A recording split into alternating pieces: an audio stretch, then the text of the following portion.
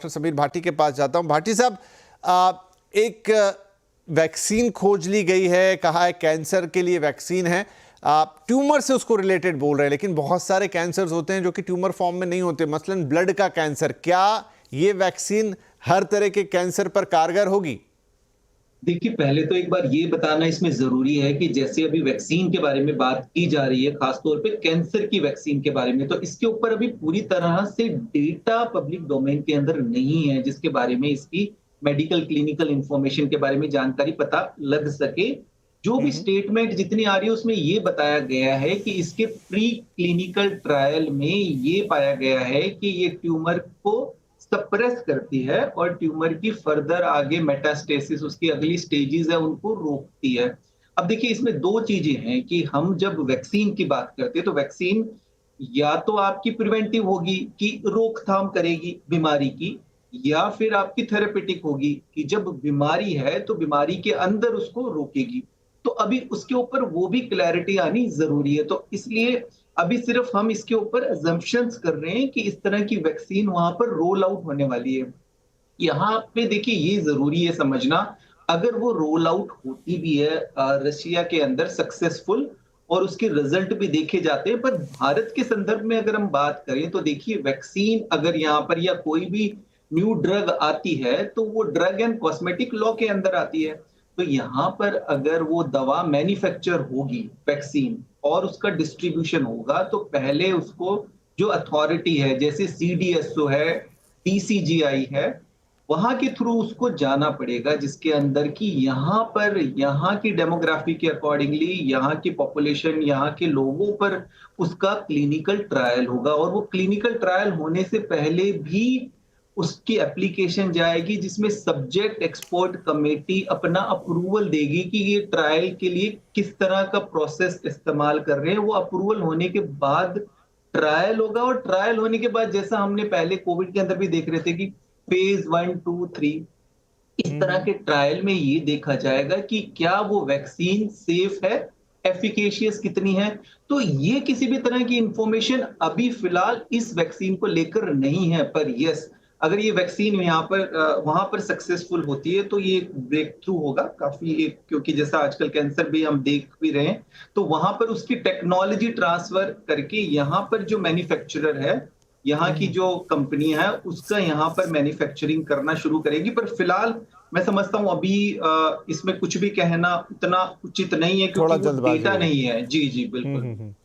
Doctor विदित, क्या अब आप मुझे सुन पा रहे हैं? हाँ जी, मैं सुन पा रहा हूँ आपको।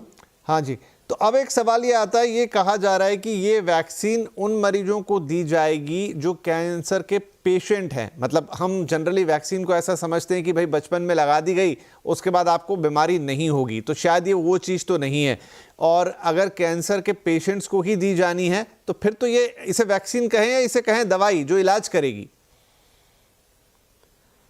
नहीं, वो बात तो चलो एक बात है कि वैक्सीन हम कैंसर पेशेंट्स को देंगे, लेकिन हमें ये समझना होगा कि चाहे वो कोई भी दवा है या फिर चाहे वो वैक्सीन ही है, वो जब हम प्रिस्क्राइब करते हैं तो उसके पीछे बहुत ज्यादा इंफॉर्मेशन के बेसिस पे हम दवा प्रिस्क्राइब करते हैं, जिसको हम बोलते हैं मॉडर्न मेडिसिन या एविडेंस बेस्ड मेडिसिन।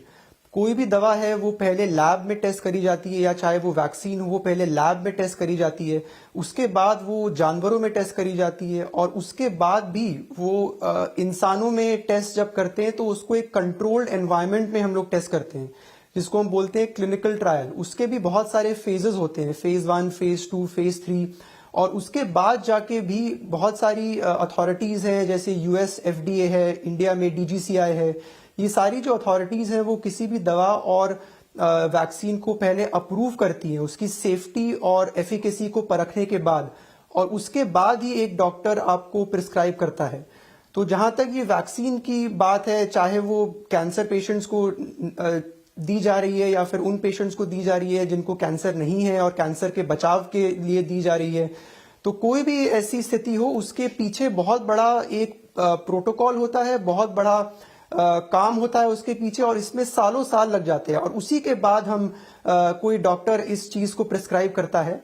तो इस वैक्सीन के लिए अभी तो कहना बहुत ही जल्दी होगा कि इनको कैंसर पेशेंट्स में दी जाए या उन पेशेंट्स को दी जाए जिनको कैंसर नहीं है, क्योंकि इसके पीछे कोई भी प्री क्लिनिकल डेटा जिसको हम बोलते हैं, जो लैब में जो जांच होती है, ना कोई एनिमल डेटा है, ना कोई ह्यूमन स्टडीज हुई हैं, तो इसके बारे में कोई भी अभी टिप्पणी देना ठीक है। गॉट योर पॉइंट सर, क्योंकि आप तीनों लगभग एक जैसी बात कह रहे हैं। तो डॉक्टर प्रीतम, फिर ये रूस ने दावा, मतलब जो मैंने पढ़ा उसमें तो यही पढ़ा कि उन्होंने क्लिनिकल ट्रायल में इसे सक्सेसफुल पाया है, और इतनी बड़ी बात अगर वो वर्ल्ड लेवल पे कह रहे हैं तो एक जो प्रोसेस आप तीनों लोग बता रहे हैं, क्या उन्होंने वो प्रोसेस फॉलो नहीं किया और पहले ही अनाउंस कर दिया, या फिर वो कर चुके हैं लेकिन डेटा अवेलेबल नहीं है?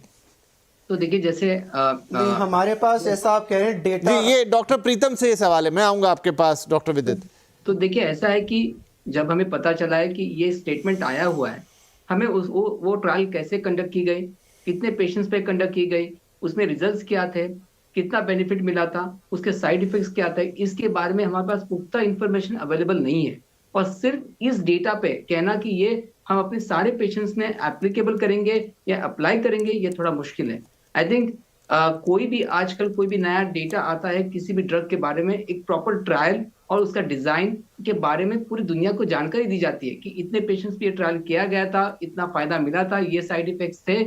इन चीजों को देखने के बाद ये इंजेक्शन या कोई टैबलेट या कोई भी ट्रीटमेंट हो, ये हमारे पेशेंट में लागू कर सकते हैं कि नहीं कर सकते, ये देखा जाता है। ये बहुत बहुत बहुत प्रीमेच्योर है कहना कि ये वैक्सीन पे इतने पेशेंट्स पे ट्रीटमेंट किया हुआ है, हमें कोई भी इसके बारे में इंफॉर्मेशन नहीं है। और क्योंकि कोई भी वैक्सीन लगाने के बाद में उसकी जो साइड इफेक्ट्स है, डिसएडवांटेजेस है, उसको भी देखना उतना ही जरूरी है।